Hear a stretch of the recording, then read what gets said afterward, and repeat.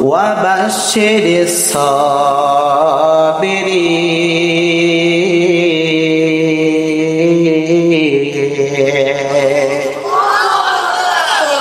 আল্লাহ পাক পবিত্র কোরআনের ভিতরে জানায় দেন ওয়ালানাবলুওয়ান্নাকুম বিশাইইম মিনাল খাউফ আমি আল্লাহ পাক বান্দা তোমাদেরকে অবশ্যই পরীক্ষা করবই বিন্দু পরিমাণ পরীক্ষা করা ছাড়া আমি আল্লাহ কাউকে কোনো ছাড় দেব না তোমাদেরকে আমি আল্লাহর দরবারে পরিপূর্ণ পরীক্ষার সম্মুখীন হওয়াই লাগবে আমি আল্লাহ পাক কয়েকটা জিনিসের মাধ্যমে মানুষকে আমি পরীক্ষা করব তার ভিতরে এক নাম্বার হলো মিনাল খাউফ আমি আল্লাহ পাক মানুষকে ভয়ের মাধ্যমে পরীক্ষা করব কিসের মাধ্যমে বলেন আল্লাহ পাক এক নম্বরে জানায় দেন আমি আল্লাহ পাক মানুষদেরকে পরীক্ষা করব এক নম্বরে মিনাল খাউফ আমি আল্লাহ ভয়ের মাধ্যমে তোমাদেরকে পরীক্ষা করব আমি আল্লাহ পাক অনেক সময় তোমাদেরকে অনেক লাইনে পরিপূর্ণ ভয় দেখাবো ভয় দেখানোর মাধ্যমে তোমরা আমি আল্লাহর থেকে ঈমানটা পরিপূর্ণ ছেড়ে দাও নাকি আমি আল্লাহ দেখতে যাই অনেক সময় তোমার জীবনের হুমকি চলে আসবে অনেক সময় তোমার মাল ধন সম্পদের হুমকি মুখী হওয়া লাগবে মানুষ চতুর্দিক থেকে তোমাকে অনেক ভয় দেখাইবে তোমার ভিতরে যদি আল্লাহর ভয় থাকে তাহলে তুমি দুনিয়ার কোনো কিছুর ভয় করবে না আল্লাহর ভয় যদি তোমার ভিতরে থাকে তাহলে তুমি বিন্দু পরিমাণে দুনিয়ার কাউকে ভয় করবে না দুনিয়ার মানুষের ভিতরে যদি আল্লাহর ভয় থাকে তাহলে মানুষ একজনকে ভয় করবে জোরে চিল্লায় বলো তিনি কে রে কুড়িগ্রামের মানুষ গভীর মনোযোগের কান লাগিয়ে শুনবে আল্লাহ পাক জানায় দেয় আমি আল্লাহ পাক তোমাদেরকে পরীক্ষা করব এক নম্বরে মিনাল খাউফ আমি আল্লাহ পাক ভয়ের মাধ্যমে তোমাদেরকে পরীক্ষা করব ওয়াল জু এবং আমি আল্লাহ পাক তোমাদেরকে ক্ষুধার মাধ্যমে পরীক্ষা করব অনেক সময় দেখা যাবে অনেক বিপদের সম্মুখীন বান্দা তোমরা হয়ে গিয়েছো এত পরিমাণ ক্ষুধার্ত হয়ে গেছো যেই সময় আমি আল্লাহর হুকুমটা পরিপূর্ণ মানার কথা কিন্তু ক্ষুধার্তর কারণে তুমি বিন্দু পরিমাণ আমি আল্লাহর হুকুম মানতে পারো নাই ক্ষুধার্তর কারণে আমি আল্লাহর আদেশ নিষেধ বিন্দু পরিমাণে মানতে পারো নাই এমত অবস্থার ভিতরে ক্ষুধার্ত অবস্থায় যদি আমি আল্লাহর হুকুম আহকাম গুলো বান্দা বান্দিরা পরিপূর্ণ মেনে আসতে পারে তারাই তো পরিপূর্ণ সফল কাম হয়ে যাইবে কদ আফলাহাল মুমিনুন মুমিনরাই তো পরিপূর্ণ সফল কাম হয়ে যাইবে আর যারা এই পরীক্ষা দিয়ে পাস করবে তারা হয়ে যাইবে মুমিন এই জন্য আল্লাহ পাক এক নম্বরে জানায় দিয়েছেন মিনাল খাউফ আমি আল্লাহ পাক ভয়ের মাধ্যমে তোমাদেরকে পরীক্ষা করব দুই নম্বরে বান্দা ওয়াল জু এবং খোদার মাধ্যমে আমি আল্লাহ পাক তোমাদেরকে পরিপূর্ণ পরীক্ষা করব এরপরে আল্লাহ পাক জানায় দেন ওয়ানাকসিম মিনাল আমওয়াল আমি আল্লাহ পাক অনেক ক্ষয়ক্ষতির মাধ্যমে তোমাদেরকে পরীক্ষা করব মিনাল আমওয়াল তোমাদেরকে আমি সম্পদের মাধ্যমে পরীক্ষা করব অনেক আল্লাহর বান্দাকে আমি আল্লাহ পাক দয়া করে মায়া করে অনেক সম্পদের মালিক বানায় দিলাম কখনো সম্পদগুলো ছিনিয়ে নেওয়ার মাধ্যমে আমি আল্লাহ পরীক্ষা করব সম্পদের মালিক যখন আমি আল্লাহ বানায় দিলাম আল্লাহর বান্দা ইবাদত বন্দেগী করতে কোনো দ্বিধাবোধ করে না ইবাদত যতগুলো আছে প্রতিটা ইবাদত সে কামা হক পরিপূর্ণভাবে আদায় করে কিন্তু তার সম্পদ যখন কমতে থাকে তখন আর আল্লাহর বান্দা নামাজ পড়ে না রোজা রাখে না এমন মানুষ সমাজে আছে না এই জন্য আল্লাহ পাক জানায় দেন মিনাল আমওয়াল আমি আল্লাহ পাক মানুষকে সম্পদের মাধ্যমে পরীক্ষা করব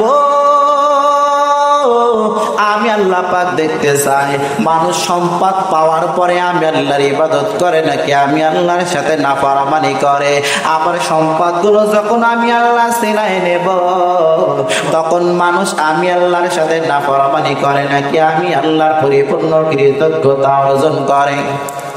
এরপরে আল্লাহ পাক জানায় দেন ওয়ানাকসিম মিনাল আমওয়াল, আমি আল্লাহ পাক ক্ষয়ক্ষতির মাধ্যমে পরীক্ষা করব, কাউকে সম্পদ দেওয়ার মাধ্যমে পরীক্ষা করব, আবার কারোর থেকে সম্পদ ছিনিয়ে নেওয়ার মাধ্যমে আমি আল্লাহ পরীক্ষা করে নেব। এরপরে আল্লাহ পাক জানায় দেন ওয়াল আনফুসি ওয়াস সামারাত ওয়া বাশশিরিস সাবিরিন।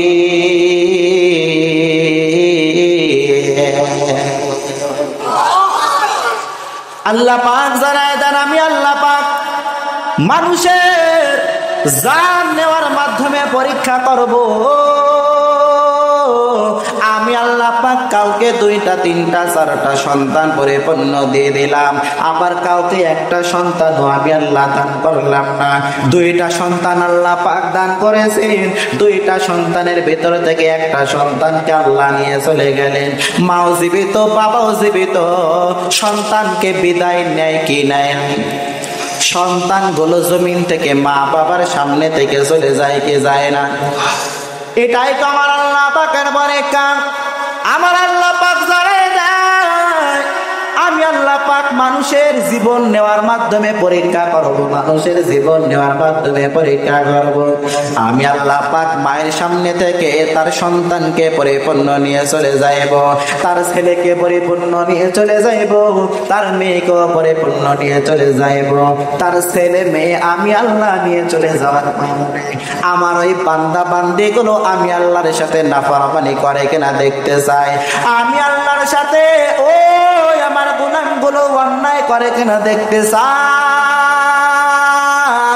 তাদের ভিতরে যদি ধৈর্যের গুণ থাকে তাহলে সমস্ত বিপদ বালা মুসিবতে তারা আমি আল্লাহর কৃতজ্ঞতা তারা হবে না হবে না হবে না, বরঞ্চ সমস্ত পরীক্ষার লাইনে ধৈর্যের গুণে তারা পরিপূর্ণ সফলে যাইবে। এই জন্য আল্লাহ পাক দুনিয়ার ভিতরে আমাদেরকে পাঠাইছেন পরীক্ষা করার জন্য। কি করার জন্য বলেন? ও কুড়িগ্রামের মানুষ গভীর মনোযোগের কান লাগিয়ে শুনবে। আল্লাহ পাক হার লাইনে প্রতিটা লাইনে লাইনে আমাদেরকে পরিপূর্ণ পরীক্ষা করবে। কাউকে সম্পদ দিয়ে পরীক্ষা করবে, কাউকে সম্পদ না দিয়ে পরীক্ষা করবে, কাউকে ছেলে দিয়ে পরীক্ষা করবে, কারোর থেকে ছেলে নিয়ে পরীক্ষা করবে, আবার আল্লাহ পাক ফসলাদের মাধ্যমে পরীক্ষা করবে। ধন সম্পদের মালিক বানায় দিয়েছে অনেক, আবাদ ফসলের কোনো অভাব নাই। আবাদ ফসলের ভিতরে আল্লাহ পাক ক্ষতি দিয়ে দিল। অনেক সময় ঝড় বৃষ্টি দেওয়ার মাধ্যমে আবাদ ফসলগুলো ধ্বংস হয় কি হয় না? ক্ষতিগ্রস্ত হয় কি হয় না?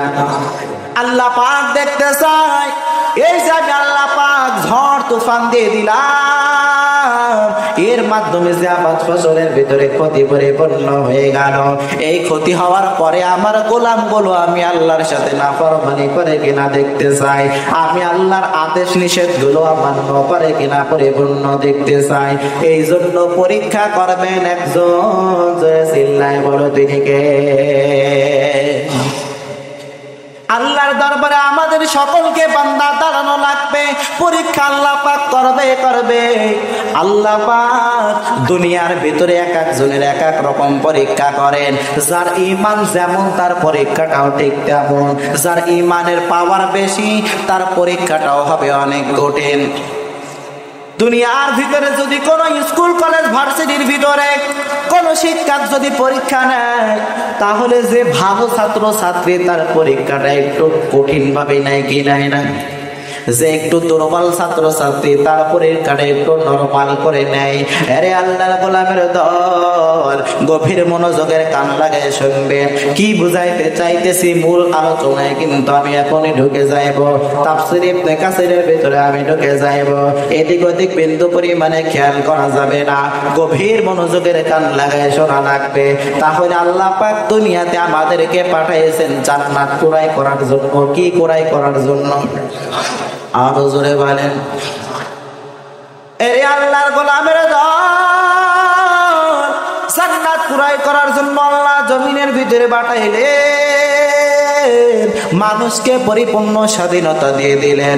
ইচ্ছা করলে জান্নাতও ক্রয় করতে পারো, আবার ইচ্ছা করলে জাহান্নামও তুমি ক্রয় করতে পারো। আল্লাহ পাক আমাদের পরিপূর্ণ স্বাধীনতা দিয়ে দিলেন, স্বাধীনতা দিয়ে দিলেন, মানুষের পরিপূর্ণ বিবেক দিয়ে দিলেন, আকল দিয়ে দিলেন। আকল খাটিয়ে খাটিয়ে বান্দা যদি তুমি নেক আমল করে করে যাইতে পারো, দুনিয়া থেকে যদি তুমি অনর্থক কর্মকাণ্ড থেকে পরিপূর্ণ বিরত থাকতে পারো, তাহলে পরিপূর্ণ সফল কামদের অন্তর্ভুক্ত তুমি হইয়া যাইবা। আর যদি আল্লাহর হুকুম অমান্য করো, আমার নবীর তরিকা অনুযায়ী যদি বান্দা না চলে চলে যাও, তাহলে আমার আল্লাহর দরবারে পরিপূর্ণ হিসাব দেওয়া লাগবে কি লাগবে না বলো? ও কুড়িগ্রামের মানুষ, গভীর মনোযোগের কান লাগাবেন, গভীর মনোযোগের কান লাগানো লাগবে। গোটা পৃথিবীর ভিতরে এমন কোন ইমানদার বলতে পারবে না যাকে আমার আল্লাহ পাক বিন্দু পরিমাণ পরীক্ষা করে নাই, করে নাই, করে নাই। বরং যার ইমানের পাওয়ার যত, তার পরীক্ষাটাও তত। যার ইমানের পাওয়ার বেশি, তার পরীক্ষাটাও তত বেশি। আরে আল্লাহর গোলামের দল, জমিনের ভিতরে আমার আল্লাহ পাক কত গোলামদেরকে পাঠাইলেন, কত আল্লাহর বান্দা বান্দীদেরকে পাঠাইলেন, কত নবী রাসূলদেরকেও পাঠাইলেন, কে পাঠান নাই? পয়গম্বর জানায় দেন, গোটা পৃথিবীর ভিতরে আমার আল্লাহ পাক সব থেকে বেশি পরীক্ষা করেছেন নবীদেরকে। কারণ নবীদের ইমানের পাওয়ার কম নাকি বেশি? আরো জোরে বলেন। নবীদের ইমানের পাওয়ার ছিল অনেক বেশি, যার কারণে আল্লাহ পাক নবীদেরকে বেশি বেশি পরীক্ষা করেছেন। পয়গম্বর জানায় দেন, আসাদুন নাসি বালা আল আম্বিয়া ও সুম্মাল আমসালু ফাল আমসাল। পয়গম্বর জানায় দেন, আমার আল্লাহ পাক সব থেকে কঠিন পরীক্ষা করেছেন নবীদেরকে। আসাদুন নাসি, গোটা মানুষের ভিতরে আসাদুন নাসি বালা আল আম্বিয়া সুম্মাল আমসালু ফাল আমসাল। আমার আল্লাহ পাক সব থেকে কঠিন পরীক্ষা করেছেন নবীদেরকে। একটা নবীকে আমার আল্লাহ পাক যে পরিমাণে কঠিন পরীক্ষা করেছেন, আমাদের এখানে আপনারা যারা উপস্থিত আছেন, এখানে আপনাদের কারোর একটা নবীর পরীক্ষা যে করেছেন, এমন পরীক্ষা আমার আল্লাহ করেছে নাকি? নবীদেরকে আমার আল্লাহ পাক কি কঠিন মহান মহান পরীক্ষা করে দিলেন। নবীদেরকে আল্লাহ পাক কঠিন পরীক্ষা করলেন, এরপরে সাহাবায়ে কেরাম তাদেরকে কঠিন পরীক্ষা করলেন। তার নবীদের তুলনায় সাহাবায়ে কেরাম তারা ঈমানের লাইনে একটু নিচে, যার কারণে নবীদেরকে যে কঠিন পরীক্ষা করেছেন, সাহাবায়ে কেরামদেরকে কঠিন পরীক্ষা করে নাই। নবীদেরকে ঠিক ততটুক পরীক্ষা করেছেন। নবীরা যতটুক পরীক্ষা দিয়ে তারা পরিপূর্ণ সফল হতে পারবে, ততটুক পরীক্ষা করেছেন। আমার আল্লাহ পাক কোন সাহাবায়ে কেরামদেরকে পরীক্ষা করে নাই, বিষয়টা এমন না। এই গোটা পৃথিবীর ভিতরে যত সাহাবায়ে কেরাম এসেছিল, সমস্ত সাহাবায়ে কেরাম তারা আল্লাহর দরবারে পরীক্ষার সম্মুখীন হয়েছে। আবার যত তাবেঈন এসেছিল, যত আইম্মায়ে মুজতাহিদিন, যত আল্লাহর ওলি বুজুর্গ পীর মাশায়েখ তারা জমিনের ভিতরে এসেছিল।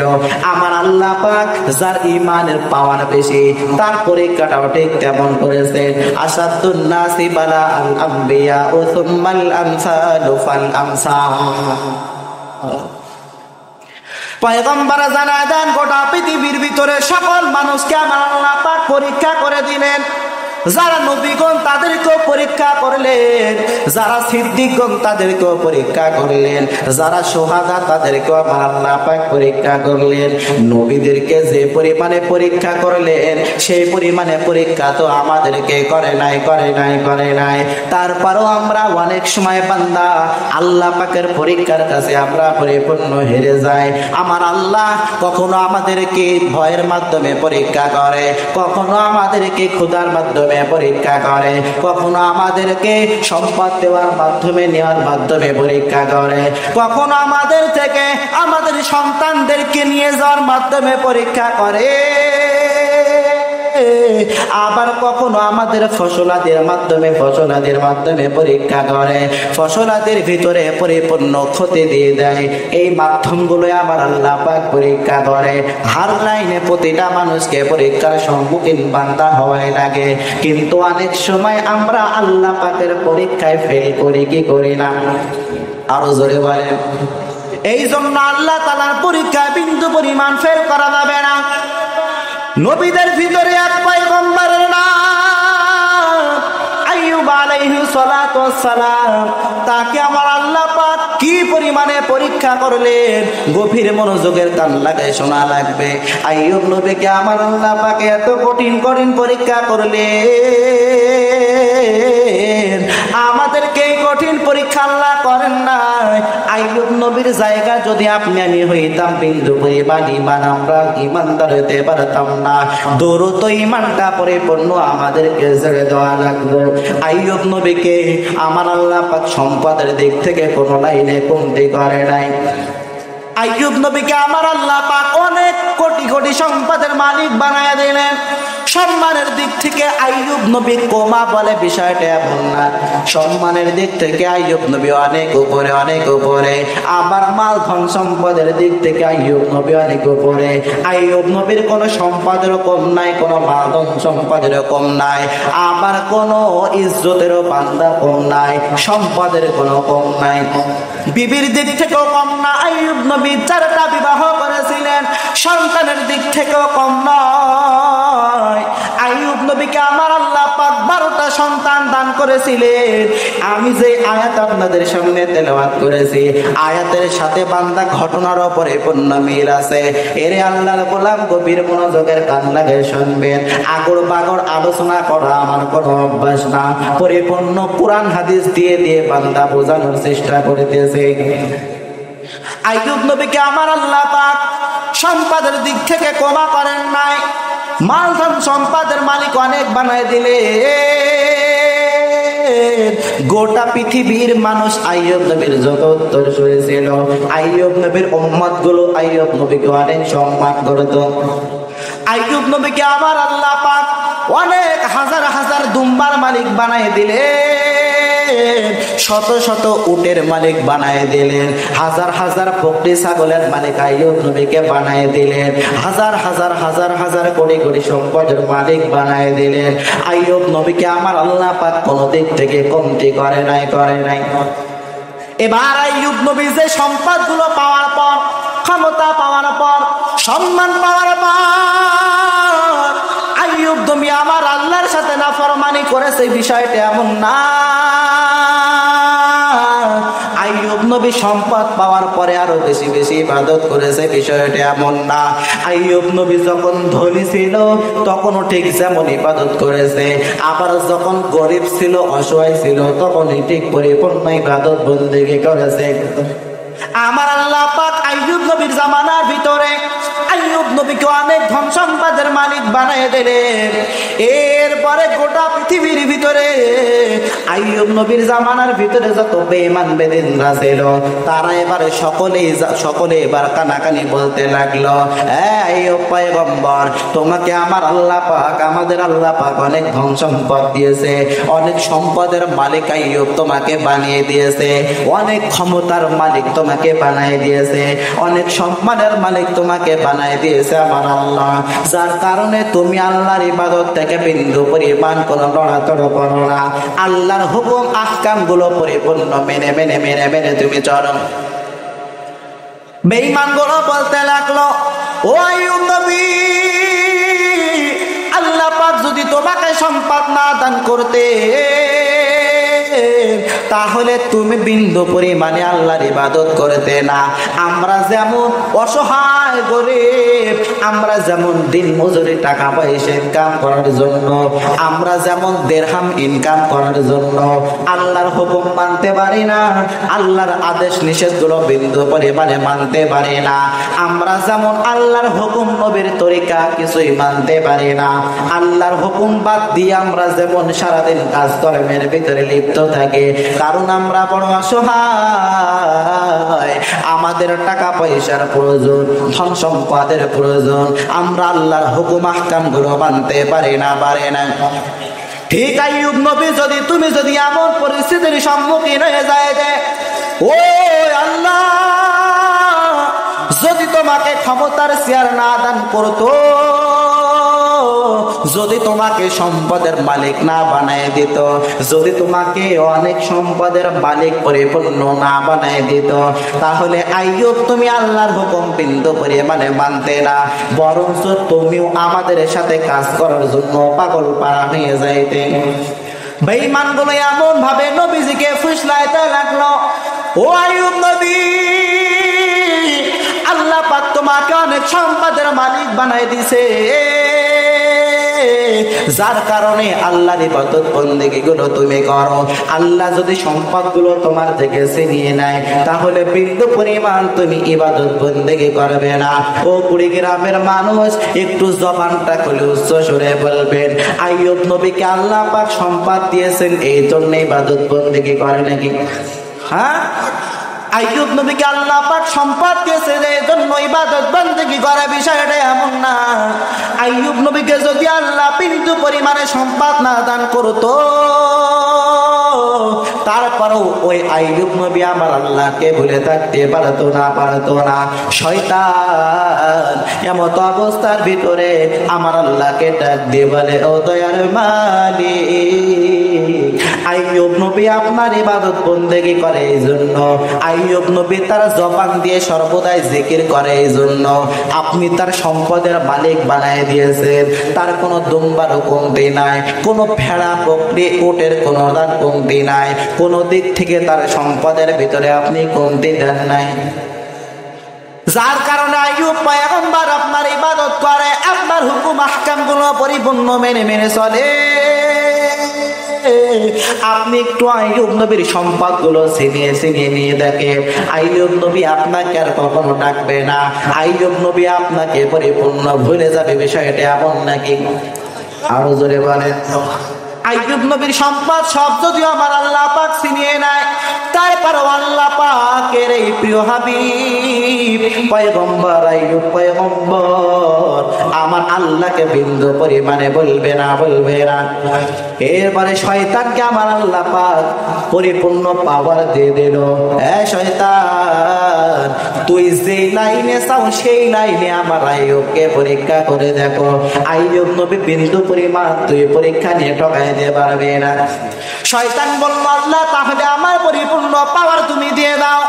গভীর মনোযোগের কান লাগিয়ে শুনবেন, আমি যে আয়াত আপনাদের সামনে পাঠ করেছি, ওয়ালা নাবলুওয়ান্নাকুম বিশাইইম মিনাল খাউফ ওয়াল জু' ওয়া নাকসির মিনাল আমওয়ালি ওয়াল আনফুসি ওয়াস সামারাত। আইয়ুব নবীকে আমার আল্লাহ পাক সমস্ত জিনিসগুলো দিয়ে পরীক্ষা করলেন। আমার আল্লাহ পাক আমাদেরকে 6টা জিনিসের মাধ্যমে কারোর পরিপূর্ণ পরীক্ষা করে, অধিকাংশ মানুষের করে না। কিন্তু আইয়ুব নবীকে আমার আল্লাহ পাক পরিপূর্ণ 6টা জিনিসের দ্বারা পরীক্ষা করলেন। তাহলে আইয়ুব নবীর পরীক্ষাটা সহজ নাকি কঠিন? আরো জোরে বলেন।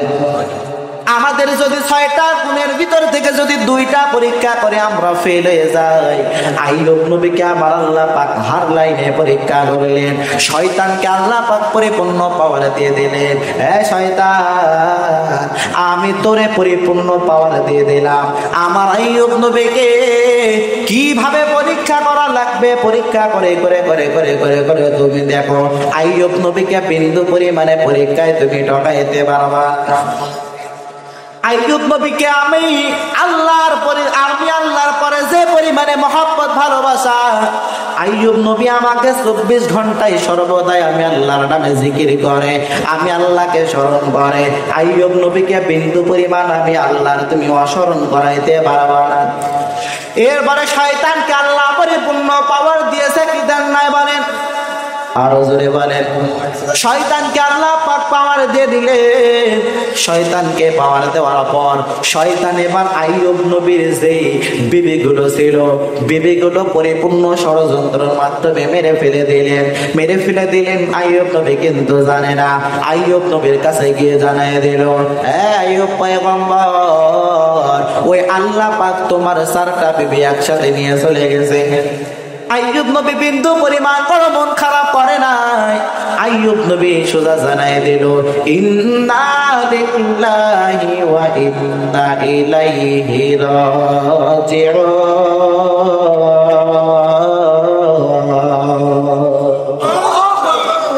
আল্লাহ পাক জানাই দেন, আমরা হলো ওই আল্লাহর জন্য, ওই আল্লাহর কাছে আমাদের পরিপূর্ণ হাজির হওয়া লাগবে। ইন্না লিল্লাহি ওয়া ইন্না ইলাইহি রাজিউন। আল্লাহর দরবারে আমাদের পরিপূর্ণ উপস্থিত হওয়া লাগবে। আল্লাহর ডাকে আমাদেরকেও সাড়া দেওয়া লাগবে। আইয়ুব নবী কোনো মন খারাপ করে নাই। শয়তান দেখছে কাজ হলো না। আইয়ুব নবীকে অনেক ষড়যন্ত্র করে আল্লাহর পথ থেকে পরিপূর্ণ ভোলানো লাগবে। তারপরও আইয়ুব নবী আবার আল্লাহ পাকের জিকির করতে বলে না। আইয়ুব নবী তারপরও আল্লাহ পাকের জিকির করতেই থাকে। এমন অবস্থায় শয়তানের মাথা গরম নাকি ঠান্ডা? হ্যাঁ, শয়তানের মাথা গরম হয়ে গেল। আইয়ুব নবীর 4টা স্ত্রী ধ্বংস করে দিলাম, তারপরও আইয়ুব নবী আল্লাহকে ভুলে গেল না। আর আমাদের 4টা স্ত্রী কেন? সামান্য একটা গরু ছাগল যদি মরে যায় অনেকে আল্লাহ তাআলাকেও গালি দেয়া আছে। আরো জোরে বলেন। এজন্যই বলতেছি, পয়গম্বর জানাই দিয়েছেন, বালা আল আম্বিয়া ও সুম্মাল আমসালু ফাল আমসাল। আল্লাহ তাআলা সবথেকে কঠিন পরীক্ষা করেছেন নবীদেরকে। এরপরে শয়তান 2 নাম্বার অপশন বুঝলো। আইয়ুব নবীর যতগুলো সম্পদ ছিল, যতগুলো উট, দুম্বা, ভেড়া, দুম্বা, যেই বকরিগুলো ছিল, এই বকরিগুলো যেই জায়গায় আইয়ুব নবী লালিত পালিত করত, ওই জায়গার ভিতরে আগুন ধরানোর মাধ্যমে পরিপূর্ণ বকরি, ভেড়া, দুম্বা গুলো ধ্বংস করে দিল। এরপরে আইয়ুব নবীর কাছে শয়তান এসে খবর দিয়ে দেয়, ও আইয়ুব পয়গম্বর, তোমার যত ভেড়া, দুম্বা, বকরি ছিল এইগুলো পরিপূর্ণ ধ্বংস হয়ে গিয়েছে, পুড়ে ছাই হয়ে গিয়েছে। তারপরও আইয়ুব নবী বিন্দু পরিমাণে মন খারাপ করে না, বরঞ্চ জানায় দেয়, সুবহানাল্লাহ, আলহামদুলিল্লাহ, লা ইলাহা ইল্লাল্লাহ। আইয়ুব নবী তারপরও আমার আল্লাহকে বিন্দু পরিমাণ বলে নাই। শয়তানের মাথা আবার গরম নাকি ঠান্ডা? শয়তানের মাথা গরম হয়ে গেল। কোন লাইন আইয়ুব নবীকে দুর্বল করতে পারতেছি না।